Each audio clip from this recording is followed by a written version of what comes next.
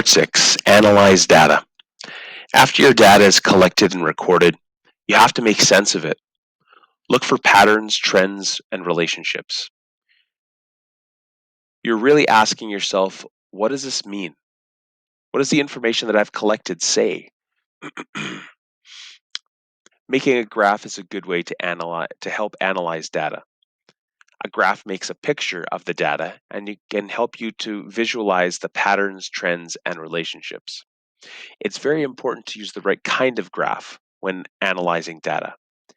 In this investigation, you compare different kinds of paper airplanes. Anytime you are comparing data, a bar graph is the most appropriate type of graph to use. Just a few things to go through here. All graphs have some things in common, okay? One, they have a manipulated variable on the x-axis. So here we have the names of the airplanes on the x-axis. The responding or dependent variable is on the y-axis, right? That is the distance in meters that we are recording. Each axis is labeled its variables, right? So I already went over that. It's labeled here and here.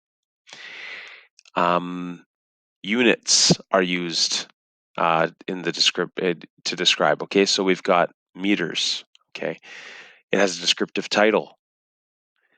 The information on the graph is spread out so that most of the graph is used. Okay, so I'll show you what I mean by that in a minute. You will use the graph below to record your data. Each part of the graph is labeled for you. You can see I've already kind of shown you that, right? Dependent variables, independent variables, right?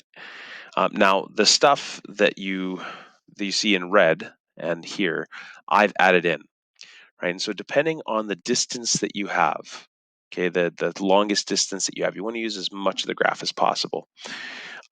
You would make a calculation appropriately. There are 18 boxes this direction, okay? There are 10 boxes this direction.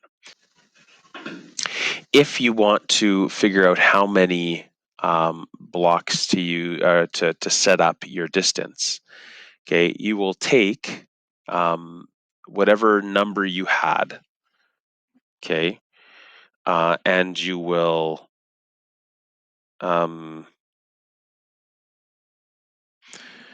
take 18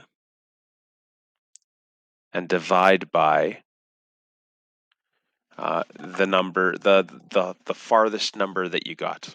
Okay, so the farthest number that I got on mine was 6.01. Okay.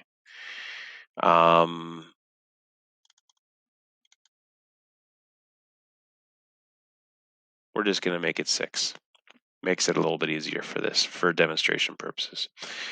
So 18 divided by 6 means every 3 I will put a new number, right? So I can use up as much of the chart the graph as possible. I'm then going to use the markup tool. Okay, use the markup tool, and for the different, I'm going to take my top 3 trials, whatever the top 3 trials are, and I'm going to put them down. So, and this is if you've done all 5 trials. If you haven't done 5 trials and you've only done 3, then you just put the 3 down. So we have the 6, right? 5.13 and 5. So I already put the 5 right here. How this works is you just click down at the bottom here, right? We have 5.13, which would be about here. And then we have 6, right, which would be here. Okay, and so that shows how far the jet went for all these. You would change your color, and let's say this one went 3, and it went 3.5, and it went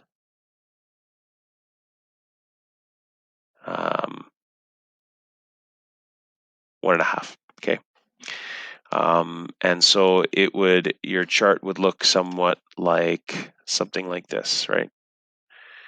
So then I'm going to show you, right, let's say this guy went here, this guy went here, and this guy went here. So you can see by looking now at the graph, the difference in each of the planes, how they flew, and it's much easier to make sense of the data.